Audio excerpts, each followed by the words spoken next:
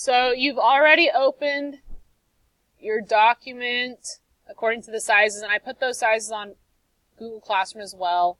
You created a new layer and you filled it with white.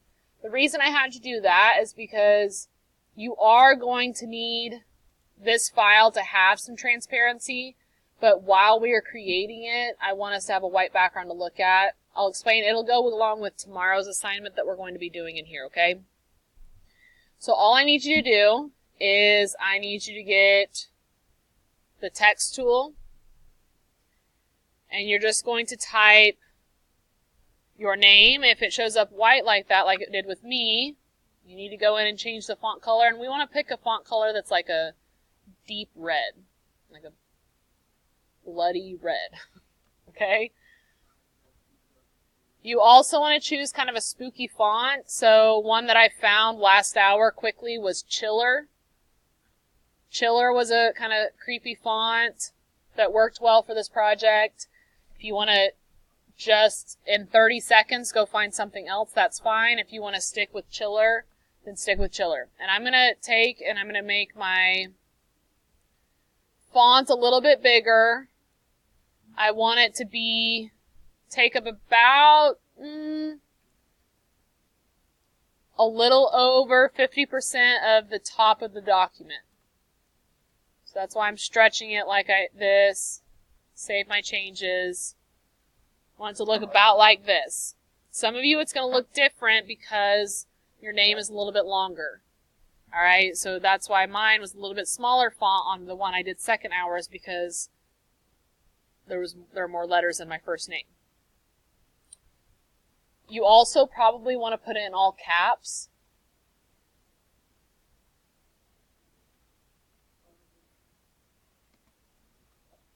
So you should have your name in all caps, a little over 50% of the top of the screen. Okay. Font color should be kind of a dark, deep red. Okay, so we are going to be using the eraser tool today to kind of fade out some parts of our letters, make it look just a little more eerie, I suppose. However, you cannot do that unless the text has been rasterized. You cannot erase text. So we have to rasterize it or convert it to pixels. Okay, so to do that, we're going to right-click on our name on the Layers panel. And we're going to say Rasterize Type. Remember, you only want to rasterize when you are absolutely sure about something. That includes the size. Because if you would have rasterized it when it was font size 20 and then blown it up to almost 300 point, then it would make it really blurry, as we found on a past project. Okay. Now you are going to go out to brusheasy.com, which is the site that you've used before. So jump on over to Google and go to brusheasy.com.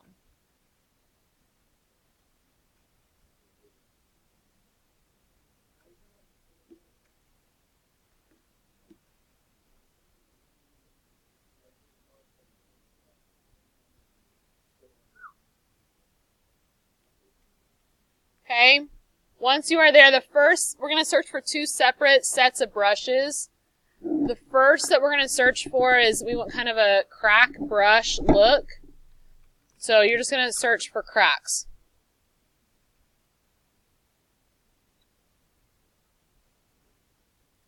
And when you do that, you reveal some new brushes or some different brushes that kind of, again, have that cracked look to them. It really doesn't matter which one you choose. I think that all these ones at the top, obviously you don't want to do premium because you're not paying. I think all of these at the top are pretty good. So I'm going to choose this one because it's not one that I chose last hour. It gives you some samples of different cracks, different types you might get. I'm going to click free download. So I'm going to try to go through this a little bit slower in case you've forgotten, but let's stay on task at the same time, okay? So you're going to hit free download. Watch the ad for a second while it's downloading. Down at the bottom, that download is going to pop up, especially since you're using Google Chrome. You're going to just click on that folder, and it's going to open in the downloads. Once you have done that, double click on that folder that's within it. And if you have multiple files in here, some of you may have chose one. It may have like the trademark, it may have an image, it may have something extra. But what you're just going to do is you're going to double click on the ABR file. When you do that, it's going to take a second, and then it's going to bring and open up Photoshop. Nothing really happens. Just know that those brushes have been loaded into your Photoshop within your brush panel. Okay? Now we're going to go back out to Brush Easy. This time we're going to search for blood. If any pop-ups come up, we're just going to close those out. You could search blood splatter, blood brush. Blood brush would be a little bit redundant since you're on a brush website.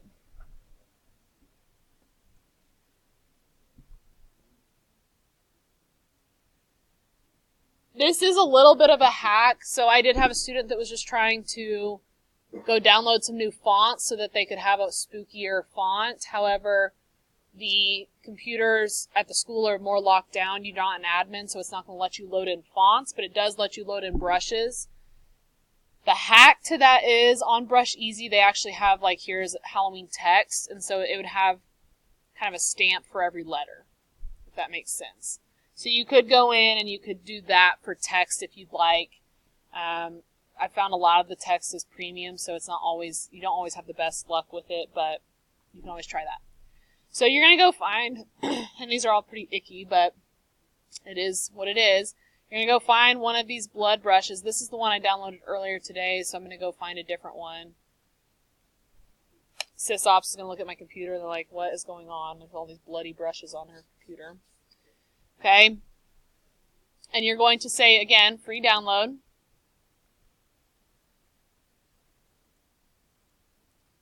Closing that.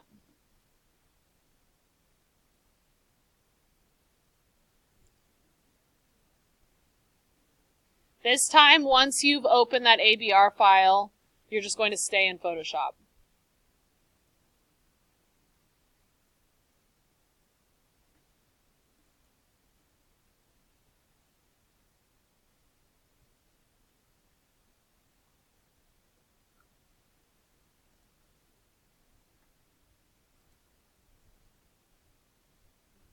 So we've rasterized our type and we've loaded in a couple of brushes. We are going to go to our eraser. So you can push E on your keyboard or click on the eraser.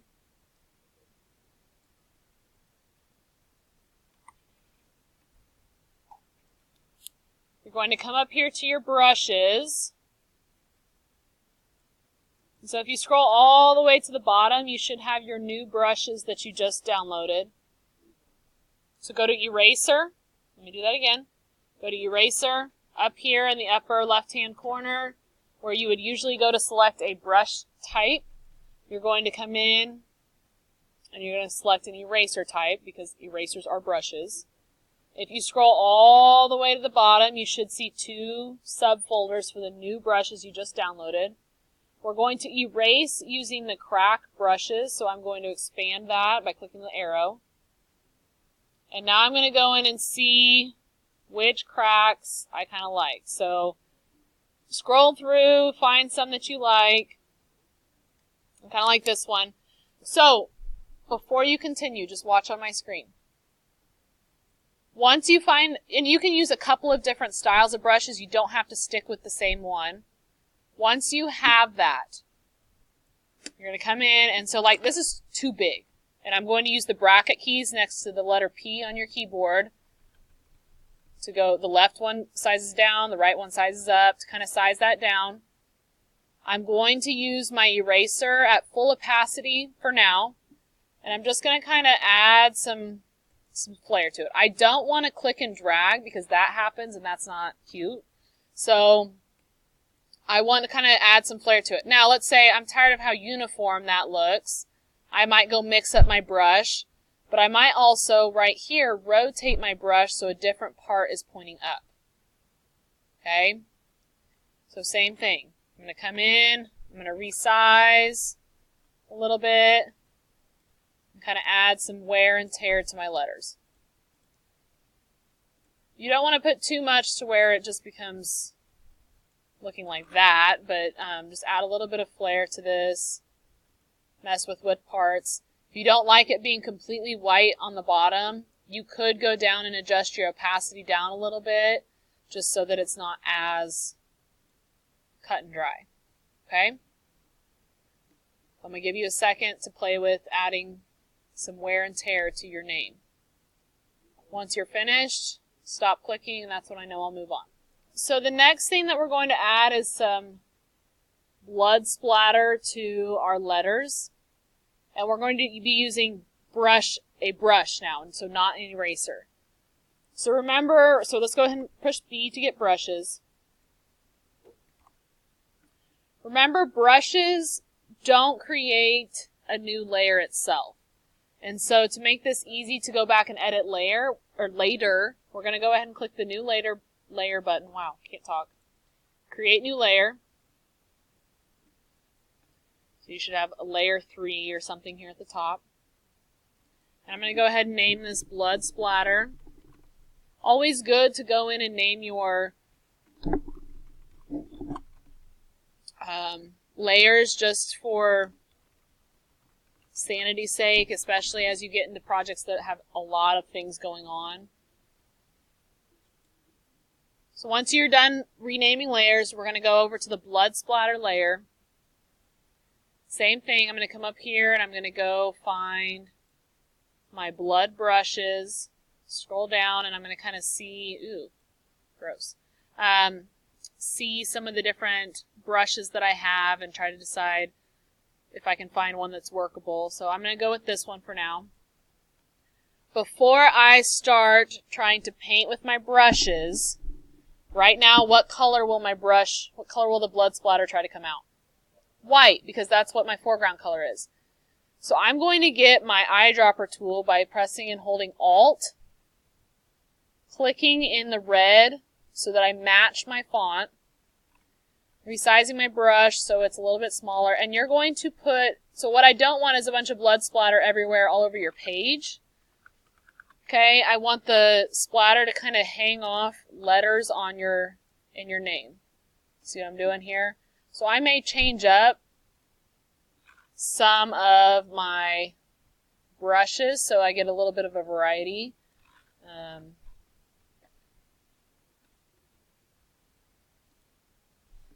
Okay, or maybe I didn't like how that one looks, so I might go rotate the brush just so that it has a different angle on it. Don't go crazy, and you don't have to put it on every single point of a letter, but you just want to go in and add a little bit of extra gore to it, right? Woo.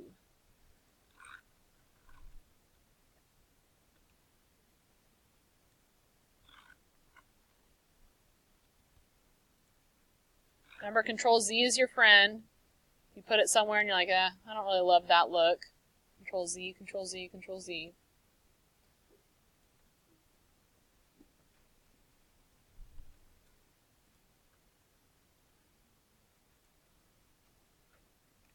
So we just have a few more steps that we're going to add to our spooky text or our scary text. So you've added your blood splatter on your letters wherever you'd like it to be. Now we are going to go back to the pane layer, or the layer with your name on it. You're going to hit FX to add a layer style, and you're going to say drop shadow. Okay. Go ahead, if your drop shadow is anything but black, let's go ahead and change that to be black.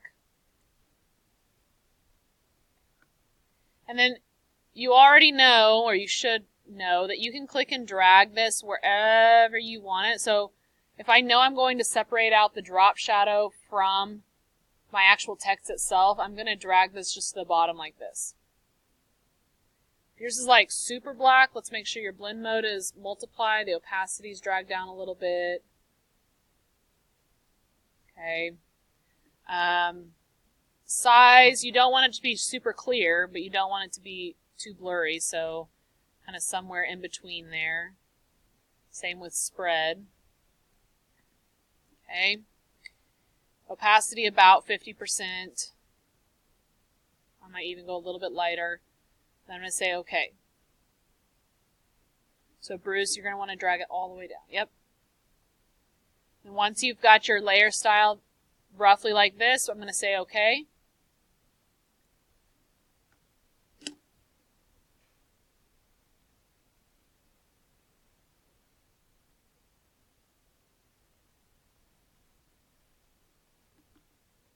Next, I'm going to separate out my drop shadow from the actual layer itself. So I'm going to right-click on drop shadow, the actual word drop shadow, and I'm going to say create layer. So I'm not going to double-click, anything like that. I'm going to right-click on drop shadow. I'm going to say create layer. I'm going to say can't reproduce with layers. That's okay. We're going to say okay. So now we have pane, and then we have now pane's drop shadow. So now if I get my move tool, it's going to let me pick that up and move it wherever I want to move it.